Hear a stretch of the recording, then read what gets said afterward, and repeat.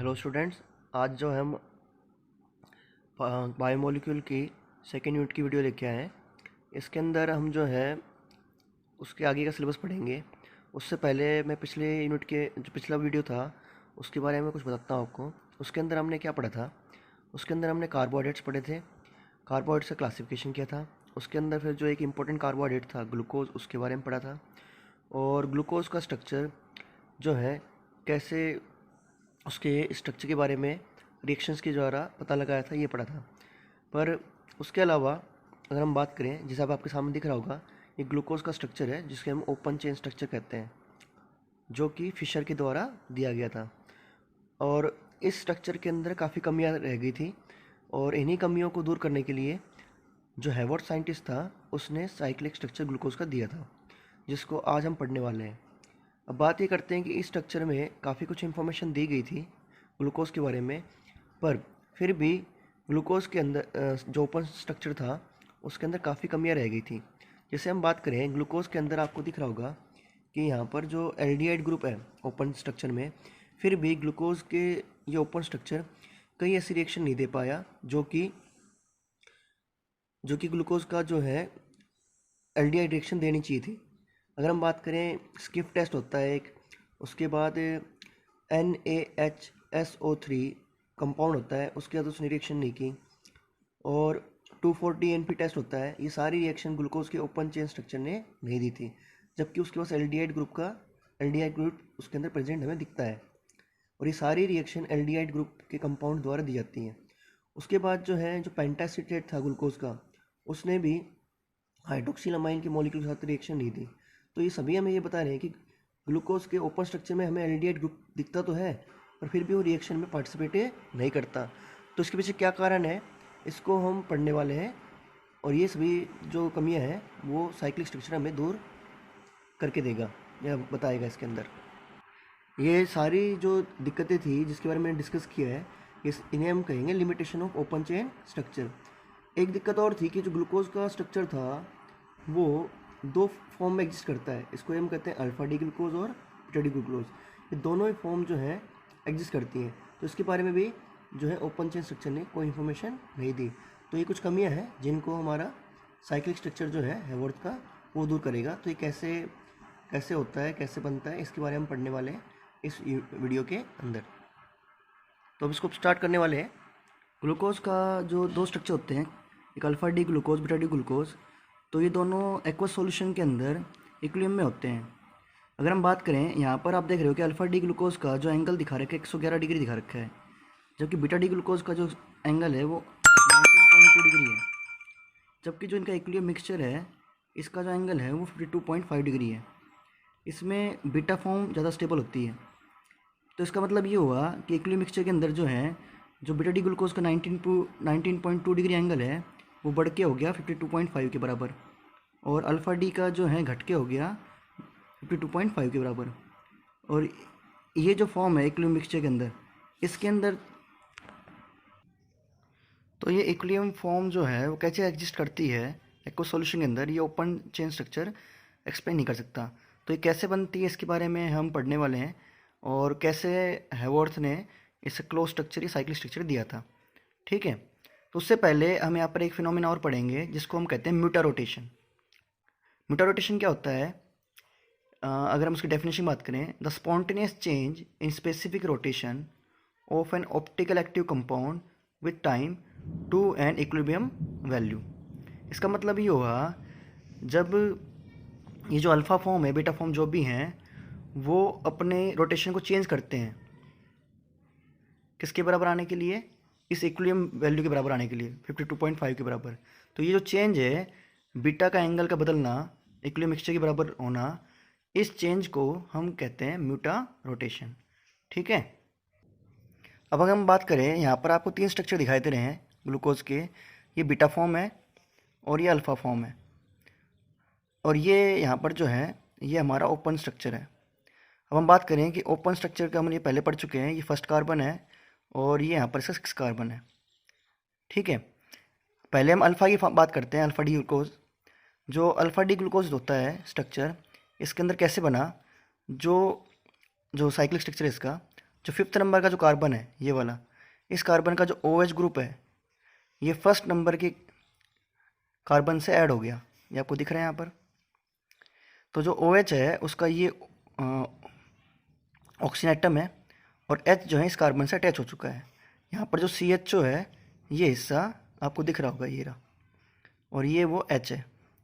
अगर हम बात करें सेम बीटा फॉर्म भी ऐसा ही होता है, बिल्कुल कॉपी एक दूसरे के, बस इनमें माइन्यूट फ़र्क होता है, वो इनके फर्स्ट नंबर कार्बन पे होता है। अगर आप ध्यान से नोट कर रहे हैं, जो फर्स्ट नंबर कार्बन है इसमें राइट हैंड साइड में OH है, ये रहा, ये अल्फ़ा फॉर्म में होता है, और बीटा फॉर्म के अंदर यही OH लेफ्ट हैंड साइड में होता है।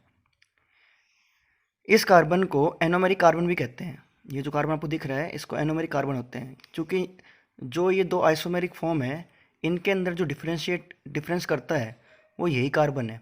इसी कार्बन के कारण अल्फ़ा और बीटा फॉर्म डिफरेंट है, नहीं तो बाकी सारा स्ट्रक्चर उनका क्या है, सेम। आप हमेशा ध्यान रखें कि अल्फ़ा फॉर्म के अंदर जो OH है वो राइट हैंड साइड में होगा और बीटा के अंदर वो लेफ्ट में करना है, बाकी स्ट्रक्चर आपका क्या है, सेम।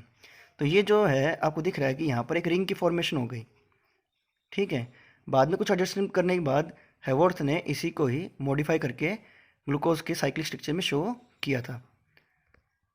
अब नेक्स्ट हम बात करते हैं एनोमेरिक कार्बन, मैंने आपको बता दिया। अब यहाँ पर एक आपको वर्ड दिख रहा है, इसको हम कहते हैं एनोमर्स। अब एनोमर्स क्या होता है, यहाँ पर जो दो साइक्लिक फॉर्म्स है ग्लूकोज की, जैसे आपको दिख रहा होगा अल्फ़ा और बीटा फॉर्म, तो जो अल्फ़ा और बीटा फॉर्म होती हैं इनके अंदर OH का कॉन्फ़िगरेशन जो आपको डिफरेंट दिख रहा है वो किस पोजीशन में दिख रहा है आपको, C1 कार्बन के ऊपर, ठीक है। तो C1 कार्बन के ऊपर ये जो डिफरेंस दिख रहा है इस कार्बन को हम एनोमर कहते हैं, ठीक है। और इन दोनों फॉर्म्स को, इन साइक्लिक फॉर्म्स को हम कहते हैं एनोमर्स। अब हम बात करते हैं हेवर्थ के साइक्लिक स्ट्रक्चर के बारे में। अगर हम यहाँ पर देखें, आपको ध्यान दिख रहा होगा कि यहाँ पर जो है ये जो पायरन है, पायरन एक हेट्रोसाइक्लिक कंपाउंड होता है जिसके अंदर आपको कार्बन दिख रहे हैं 1 2 3 4 5, इसमें 5 कार्बन होते हैं, 2 डबल बॉन्ड दिख रहे हैं और ये ऑक्सीजन से अटैच होता है, मतलब एक 5 कार्बन के रिंग जिसमें ऑक्सीजन जो है हेट्रोएटम है, तो इसे हम कहते हैं पायरन।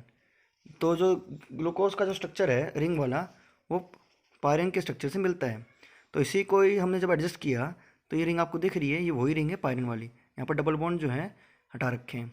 अब हम देखें जो ग्लूकोज का स्ट्रक्चर है उसका फर्स्ट कार्बन ये रहा, सेकेंड, थर्ड, फोर्थ और फिफ्थ, और ये आपको दिख रहा है 6 कार्बन। तो यहाँ पर जो ओपन स्ट्रक्चर में जो चीज़ उसके राइट हैंड साइड में है, जैसे आपको दिखाएं यहाँ पर जो चीज़ राइट हैंड साइड में है स्ट्रक्चर, ये सारे ये आ जाएंगे नीचे, और जो लेफ्ट हैंड साइड में वो आपको दिखाई देंगे ऊपर। तो अगर आप देख रहे हैं इसके अंदर ये जो OH है ये वही है जो राइट हैंड साइड में थे। तो ये आपके पास जो है ग्लूकोज का जो है साइक्लिक स्ट्रक्चर है, जिसको हम अल्फ़ा डी ग्लूकोपायरनोज भी कहते हैं, क्योंकि पायरन से ये मिलता है। ये बीटा डी स्ट्रक्चर हो गया। तो आपको मैंने पहले बताया था कि अल्फ़ा और बीटा के अंदर फर्स्ट कार्बन पे OH की पोजीशन में डिफरेंस है। यहाँ पर जो OH है वो राइट हैंड साइड में होता है तो नीचे दिखाई दे रहा है, और यहाँ पर लेफ्ट हैंड साइड में होता है वो आपको ऊपर दिखाई दे रहा है, ठीक है।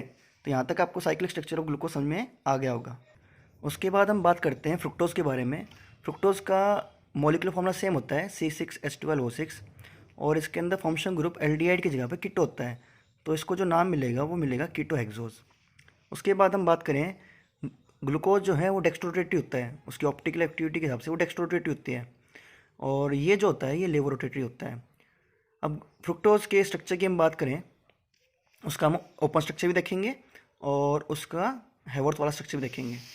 तो अगर हम यहाँ पर ध्यान दें, ये फ्रुक्टोज का ओपन स्ट्रक्चर है। अगर आपको ध्यान में समझ में आ रहा होगा, ये स्ट्रक्चर हो गया, ये कार्बन नंबर फर्स्ट इसका CH2OH और लास्ट जो है वो CH2OH होता है। उसके बाद थर्ड नंबर का जो कार्बन है वो इसके लेफ्ट हैंड साइड में होता है, ये ग्लूकोज के अंदर भी होता है। अब इन दोनों में जो पॉइंट ऑफ डिफरेंस है वो क्या है, यहाँ पर वहाँ ग्लूकोज के अंदर CHO था जो कि रिप्लेस हो गया अब CH2OH से, और ग्लूकोज के अंदर फर्स्ट कार्बन जो था उसी के ऊपर उसका फंक्शन ग्रुप था CHO, जबकि यहाँ पर जो फंक्शन ग्रुप है वो सेकेंड नंबर कार्बन पे है जिसको हमने दिखा रखा है CO, जो कि कीटोनिक ग्रुप है। जैसे ग्लूकोज के 2 स्ट्रक्चर होते हैं ऐसे फ्रुक्टोज के भी 2 स्ट्रक्चर होते हैं एक्वस सॉल्यूशन में, एक अल्फा फ्रुक्टोज एक बीटा फ्रुक्टोज। यहाँ पर भी आपको दिख रहा होगा, यहाँ पर जो फिफ्थ कार्बन का OH था, फिफ्थ कार्बन का जो OH था वो सेकेंड नंबर कार्बन पे ऐड हो गया, जबकि ग्लूकोज के अंदर वो फर्स्ट कार्बन पे ऐड हुआ था, क्योंकि वहाँ पर फर्स्ट नंबर पे उसका फंक्शन ग्रुप था, यहाँ पर सेकेंड नंबर के ऊपर है। दूसरी बात ये हो गई, ये रिंग फॉर्मेशन हो गई सेम O के साथ। यहाँ पर भी दो ही हैं, बीटा और अल्फ़ा फॉर्म। तो आपको दिख रहा होगा कि जो अल्फ़ा फॉर्म है उसमें OH राइट हैंड साइड में, और बीटा फॉर्म के अंदर OH जो है लेफ्ट हैंड साइड में। और ये जो कार्बन है जहाँ पर इनका पॉइंट ऑफ डिफरेंस है according to their position to OH, ये इनका हो गया एनोमेरिक कार्बन, और ये दोनों फॉर्म एक दूसरे के लिए क्या कहलाएंगे, एनोमर्स। यहाँ तक बात समझ में आ गई होगी आपको। उसके बाद हम बात करें, जो हेवर्थ है उसने फ्रुक्टोज का भी साइक्लिक स्ट्रक्चर दिया था, बस इसमें फ़र्क ये है कि फ्रुक्टोज के स्ट्रक्चर के अंदर जो हेट्रोसाइक्लिक कंपाउंड है जिससे इसका स्ट्रक्चर बिलोंग करता है वो फूरन है। फूरन के अंदर कार्बन की संख्या होती है 1 2 3 4 होती है, और एक ऑक्सीजन एटम होता है, जबकि पायरन में ये क्या थी, 5 थी। अच्छा, अब इसके स्ट्रक्चर के अंदर बात करें, इसको ड्रॉ कैसे करेंगे। आप देख रहे हो कि यहाँ पर जो कार्बन फर्स्ट है ये यहाँ पर आ गया, और 6 नंबर का यहाँ पर आ गया। सेम वैसे ही जो उसके राइट हैंड साइड के एटम होंगे नीचे जाएंगे, और लेफ्ट वाले के रहेंगे ऊपर होंगे। इसमें एक बात ध्यान रखनी है कि ग्लूकोज में 6 नंबर पे CH2OH था, जो यहाँ पर भी है, पर वहाँ पर फर्स्ट नंबर पे आपके पास एल्डिहाइड ग्रुप था, जबकि वो यहाँ पर सेकेंड नंबर पे जा चुका है। तो यहाँ पर फर्स्ट नंबर जो है वो CH2OH को ही दे रखा है। ये अल्फ़ा फॉर्म है और ये इसकी बीटा फॉर्म है। यहाँ तक तो कोई दिक्कत नहीं होगी आपको। अच्छा स्टूडेंट, अब जो है हम नेक्स्ट टॉपिक स्टार्ट कर रहे हैं जिसका नाम है हाइड्रोलाइसिस ऑफ डाइसैकेराइड्स। आपको जैसे पता होगा, जो डाइसैकेराइड्स होते हैं उसके अंदर 2 मोनोमर यूनिट होती हैं, और ये ब्रेक हो जाती हैं जब इनका होता है हाइड्रोलाइसिस। और ये एक इंपॉर्टेंट टॉपिक है और बड़ा इजी टॉपिक भी है, और यहाँ पर मोस्टली क्वेश्चन CBSE पूछती भी है कि उसके डाइसैकेराइड प्रोडक्ट्स क्या होंगे। इसमें 3 है अपने सिलेबस में, एक सुक्रोज है, और एक माल्टोज है, और एक लैक्टोज है। और इसके ऊपर क्वेश्चन लगभग आता भी रहता है, कंपटीशन के अंदर भी आता रहता है और CBSE के अंदर भी आता रहता है, और बड़ा इजी भी है याद करना। मैं अब आपको बताता हूँ। सुक्रोज जो होता है ये नॉन रिड्यूसिंग शुगर है, पहले पढ़ चुके हो। जब सुक्रोज के अंदर पानी डालते हैं इन एसिडिक मीडियम तो सुक्रोज टूट जाएगा, किसमें, ग्लूकोज और फ्रुक्टोज में। एक यहाँ पर अल्फ़ा ग्लूकोज बनता है और फ्रुक्टोज की बीटा फॉर्म होती है। अगर आपको ये याद नहीं भी है तो कोई दिक्कत नहीं है, आप इसको ऐसे भी याद रख सकते हैं कि सुक्रोज जब ब्रेक होता है तो ग्लूकोज और फ्रुक्टोज में वो टूट जाता है। अच्छा, इसके अंदर जो ये दो फॉर्म होती हैं, चूँकि अभी तो टूट गई, वैसे इनके अंदर लिंकेज होता है, एक बॉन्डिंग होती है जिसको हम पढ़ने वाले हैं, जो C1 और C2 कार्बन के बीच में होती है इसके अंदर। तो ये जो है अल्फ़ा फॉर्म है और ये बीटा फॉर्म है। एक ग्लूकोज है और एक हमारे पास फ्रुक्टोज है, और ये सुक्रोज का स्ट्रक्चर हो गया। और यहाँ पर हाइड्रोलिसिस के बाद ये टूट गया, किसमें, ग्लूकोज में और फ्रुक्टोज में। तो अब बात करते हैं, यहाँ पर अगर हम देख रहे हैं तो इसका जो कार्बन नंबर फर्स्ट है और एक कार्बन नंबर सेकंड, इन दोनों के बीच में एक बॉन्ड बन चुका है विद ऑक्सीजन एटम। इस लिंकेज को ग्लाइकोसिडिक लिंकेज कहते हैं। क्या कहते हैं इसको, ग्लाइकोसिडिक लिंकेज। तो ग्लाइकोसिडिक लिंकेज क्या होती है, वो लिंकेज जो 2 मोनोसेक्राइड्स को आपस में जोड़ती है, किसकी हेल्प से, ऑक्सीजन एटम की हेल्प से। जब ये लिंकेज बनती है तो उसके अंदर वाटर मॉलिक्यूल्स जो हैं, अगर हम बात करें, जैसे फॉर एग्जांपल ये लिंकेज बनी है, जब ये लिंकेज इन दोनों के बीच में बनी है, इसका OH इसका H, इन दोनों ने हिस्सा लिया है, तो यहाँ पर रिमूवल ऑफ वाटर भी होता है। उसके बाद हम बात करते हैं, ये डेफिनेशन आ गई हमारे पास, linkage between 2 monosaccharides through oxygen atom is called glycosidic linkage. अब यहाँ पर एक क्वेश्चन डिस्कस कर लेते हैं NCERT का, कि सुक्रोज जो होती है उसको इन्वर्ट शुगर कहते हैं। इन्वर्जन का मतलब होता है जो कॉन्फ़िगरेशन उसमें हो जाए ना चेंज। वो क्यों कहते हैं, क्योंकि जो सुक्रोज होती है, अगर हम बात करें, सुक्रोज होती है वो टूटने पे हमें ग्लूकोज और फ्रुक्टोज देती है, जबकि ग्लूकोज का जो मॉलिक्यूल होता है वो डेक्स्ट्रोरोटेटिव होता है, और जो फ्रुक्टोज का होता है वो लेवोरोटेटिव होता है। मतलब कि वो प्लेन पोलराइज्ड लाइट को 52.5 डिग्री रोटेट करेगा राइट में, और ये करेगा लेफ्ट में। तो जो नेट रोटेशन है वो किसकी तरफ है, आपको दिख रहा होगा, ज़्यादा एंगल किसका है, फ्रुक्टोज का है। तो नेट रोटेशन क्या चेंज होगी, वो डेक्स्ट्रो से लेवो में चेंज होगी। तो सुक्रोज का मॉलिक्यूल डेक्स्ट्रो था, पर हाइड्रोलिसिस बनाने के बाद उसने 2 प्रोडक्ट दिए, ग्लूकोज और फ्रुक्टोज। अब उसकी नेट रोटेशन जो है वो डेक्स्ट्रो से लेवो में चेंज होगी। तो इसलिए रोटेशन में जो चेंज हुआ है सुक्रोज का प्रोडक्ट बनने के बाद, हाइड्रोलिसिस करने के बाद, तो जो नेट रोटेशन में उसका चेंज आया है फ्रॉम डेक्स्ट्रो टू लेवो, इसलिए सुक्रोज को इन्वर्ट शुगर के नाम से भी जाना जाता है। और एक बात आप और भी ध्यान रखें कि डाइसेक्राइड्स के अंदर जो है सुक्रोज ही आपके पास, अगर हम बात करें, सुक्रोज जो है वो नॉन रिड्यूसिंग है, क्योंकि इसके जो ग्लाइकोसिडिक लिंकेज बनता है इसके C1 और C2 कार्बन के बीच में, ग्लूकोज और फ्रुक्टोज के, इस लिंकेज के अंदर इनके जो फंक्शन ग्रुप होता है कार्बन, फंक्शन ग्रुप कार्बन, वो लिंकेज में पार्टिसिपेट कर लेता है, इसलिए इनका फंक्शन ग्रुप कार्बन ना ग्लूकोज में ना फ्रुक्टोज में फ्री होता है, इसलिए ये टोलेंस और फेलिंग सॉल्यूशन के साथ रिएक्शन नहीं कर पाती और इसलिए इसका टेस्ट उसके साथ नहीं होता, जबकि बाकी सब में ऐसा हो जाता है। अब हम नेक्स्ट बात करते हैं माल्टोज की। जो माल्टोज होती है, इसके अंदर जो अगर हाइड्रोलिसिस कराएंगे तो इसके अंदर हमें प्रोडक्ट मिलता है ग्लूकोज और ग्लूकोज, मतलब दोनों मॉलिक्यूल ग्लूकोज के होते हैं और ये अल्फा के होते हैं। अच्छा, इसमें जो दोनों ग्लूकोज के जो मॉलिक्यूल होते हैं उनकी जो लिंकेज होती है वो C1 और C4 होती है, इसलिए क्या होता है कि इनके जो फंक्शन ग्रुप होते हैं वो फ्री जाते हैं, क्योंकि एक ग्लूकोज का जो C1 कार्बन है वो तो इन्वॉल्व हो गया, पर जो दूसरा ग्लूकोज है इसका जो C4 कार्बन है उसके फंक्शन ग्रुप फ्री हैं, इसलिए ये टोलन और फेलिंग से रिएक्शन करके और ये टेस्ट दे देंगे, मतलब उनको रिड्यूस कर देंगे, जबकि सुक्रोज ऐसा नहीं कर पाता। इसका मतलब ये हुआ कि माल्टोज एक रिड्यूसिंग शुगर है, जो हम पहले एग्जाम्पल पढ़ चुके हैं। उसके बाद अगर हम बात करें लैक्टोज जो मिल्क में मिलती है, सुक्रोज आपको पता है कि वो जो है गन्ने के अंदर मिलती है, तो लैक्टोज जो होता है इसको मिल्क शुगर भी कहते हैं, इसके अंदर भी लिंकेज वही होती है C1 और C4 के बीच में, और इसको जब हाइड्रोलिसिस करते हैं तो इसके अंदर मिलता है गैलेक्टोज और ग्लूकोज। आपको इसमें एक मोनोमर तो हमेशा एक मोनोसेक्राइड्स तो आप हमेशा याद रख सकते हो कि ग्लूकोज तो मिलेगा मिलेगा। सुक्रोज में ग्लूकोज फ्रुक्टोज, लैक्टोज के अंदर गैलेक्टोज और ग्लूकोज, यहाँ पर आप याद रख सकते हो उसके नाम से लैक्टोज और गैलेक्टोज, ठीक है। और जो माल्टोज उसमें दोनों मॉलिक्यूल किसके होते हैं, ग्लूकोज के होते हैं। तो ये हो गए इनके डाइसेक्राइड्स के प्रोडक्ट। अब हम पढ़ेंगे पॉलीसेक्राइड्स के बारे में। पॉलीसेक्राइड्स जो हैं वो एक किस्म से पॉलीमर्स ही हैं, क्योंकि इसके अंदर काफ़ी मात्रा में मोनोसेक्राइड जुड़े हुए होते हैं। तो हमने यहाँ पर जो पॉलीसेक्राइड का फॉर्म दे रखा है वो C6H10O5 है, यहाँ पर N लगा रखा है। N की वैल्यू जो है वो 100 से लेकर 3000 तक हो सकती है। और तीनों ही जो पॉलीसेक्राइड्स हैं, स्टार्च, हम देख रहे हैं आपको स्टार्च, सेल्यूलोज और ग्लाइकोजन, ये तीनों ही जो पॉलीसेक्राइड होते हैं ये टेस्ट में मीठे नहीं होते। एक्चुअली जो सेक्राइड वर्ड जो दिया गया है इनके अंदर वो स्वीटनेस के कारण है, पर पॉलीसेक्राइड्स जो है वो मीठे नहीं होते। बाकी मोनोसेक्राइड्स हम बात करें, डाइसेक्राइड्स, ये आपको मोस्टली मीठे मिलेंगे। अगर हम बात करें इसमें पहला जो हम पॉलीसेक्राइड स्टडी करने वाले हैं उसका नाम है स्टार्च। अब स्टार्च के बारे में बात करते हैं। स्टार्च कैसा होता है? स्टार्च का जो मोनोमर है वो अल्फा डी ग्लूकोज है। स्टार्च का जो मोनोमर है वो अल्फा डी ग्लूकोज है, मतलब स्टार्च जो है अल्फा डी ग्लूकोज से बना होता है। इस स्टार्च के अंदर दो कंपोनेंट होते हैं, एक का नाम होता है अमाइलोज और एक का नाम होता है अमाइलोपेक्टिन। अमाइलोज और अमाइलोपेक्टिन।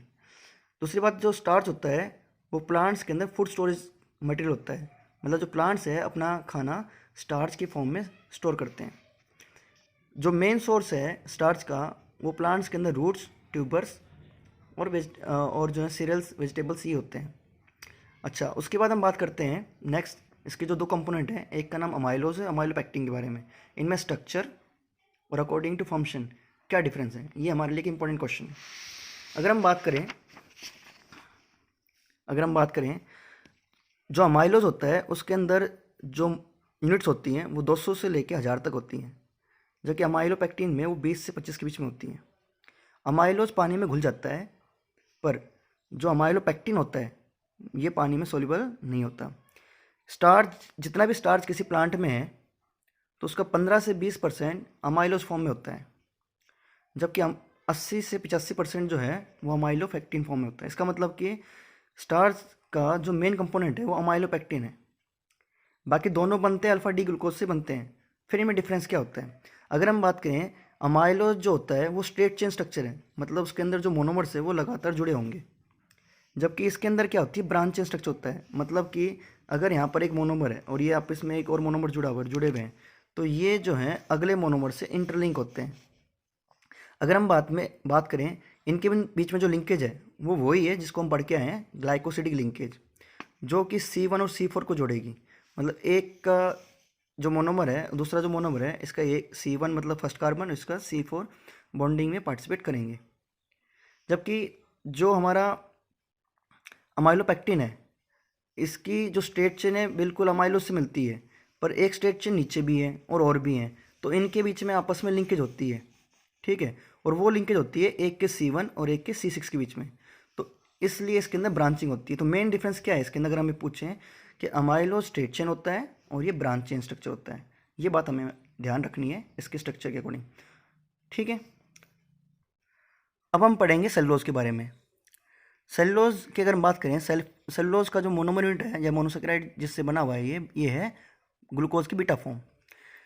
और ये जो प्लांट्स होते हैं इनकी जो सेल वॉल होती है, सेल वॉल का जो है स्ट्रक्चरल कंपोनेंट है, मतलब सेल वॉल जो है वो सेलुलोज से बनती है।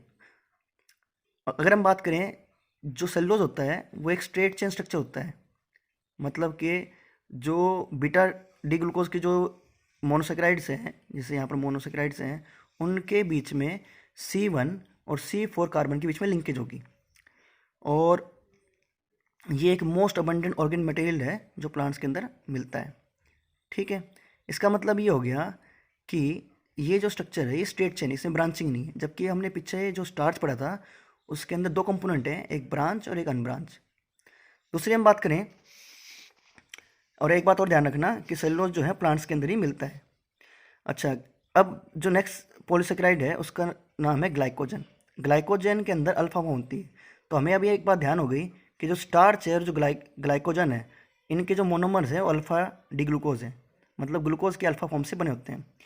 इसके अंदर ब्रांचिंग काफ़ी ज़्यादा होती है, ये हाईली ब्रांच स्ट्रक्चर होता है, और इसको एनिमल स्टार्च भी कहते हैं क्योंकि इसका जो स्ट्रक्चर है वो अमाइलोपेक्टिन के स्ट्रक्चर से मिलता है। तो ये भी एक इंपॉर्टेंट क्वेश्चन हो गया जो हमें ध्यान रखना है। उसके बाद हम बात करें जो ग्लूकोज, जैसे कि हम बात कर रहे थे कि जो ग्लाइकोजन है वो अल्फ़ा ग्लूकोज से बनता है, हाईली ब्रांच होता है, और इसको एनिमल स्टार्च भी कहते हैं क्योंकि ये अमाइलोपेक्टिन से बनता है।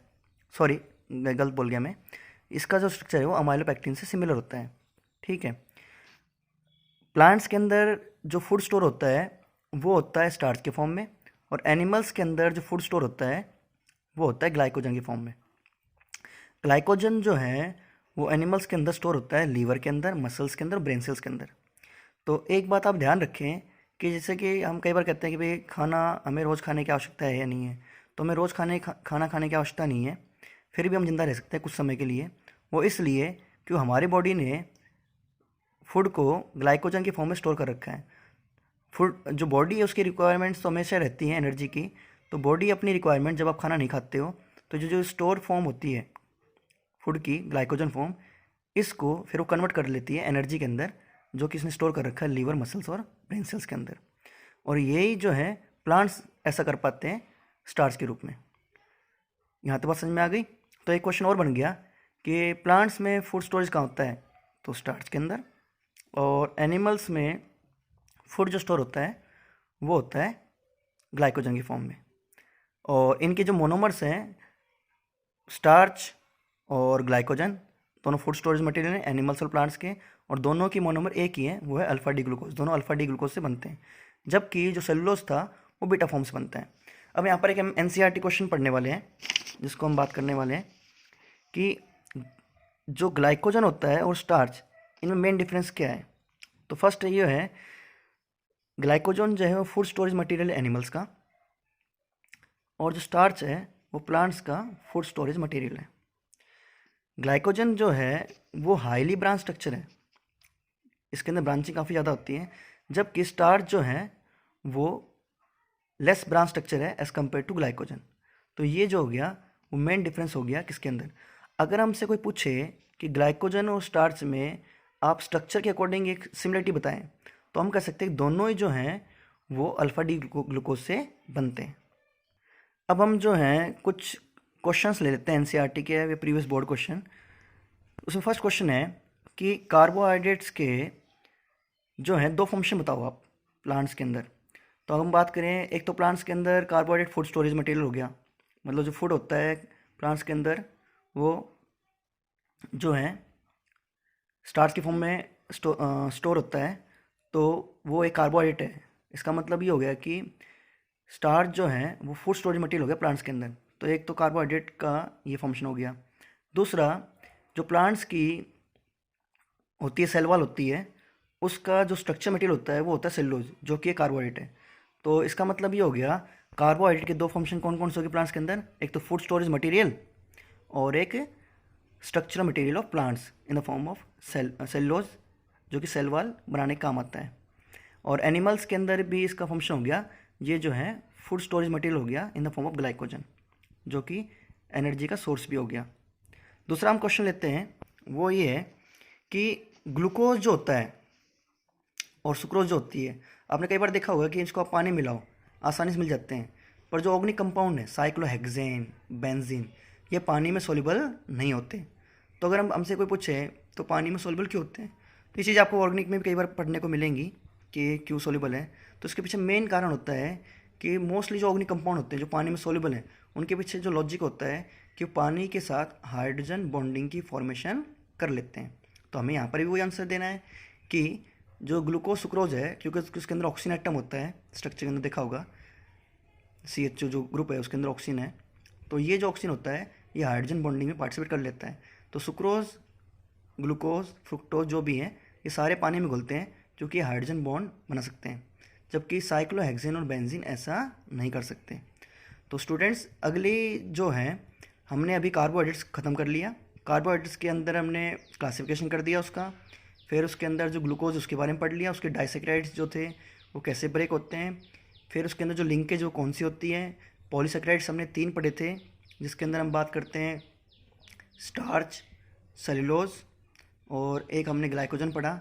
इसके मोनोमर यूनिट कैसे होते हैं, स्ट्रक्चर क्या होता है और फंक्शन क्या है, इन सभी को पढ़ लिया। अब जो उसके बाद जो नेक्स्ट जो टॉपिक हमें पढ़ना है बायोमोलिक्यूल के अंदर, वो है प्रोटीन। तो जो प्रोटीन है वो इसका सेकंड टॉपिक है। कार्बोहाइड्रेट हम ऑलरेडी ख़त्म कर चुके हैं। तो ये वीडियो हम यहीं ख़त्म करते हैं, और नेक्स्ट वीडियो जो है हम प्रोटीन के ऊपर बनाएंगे, और जो है मेरे ख्याल से आपको समझ में आ गया होगा। ठीक है, थैंक यू, ओके।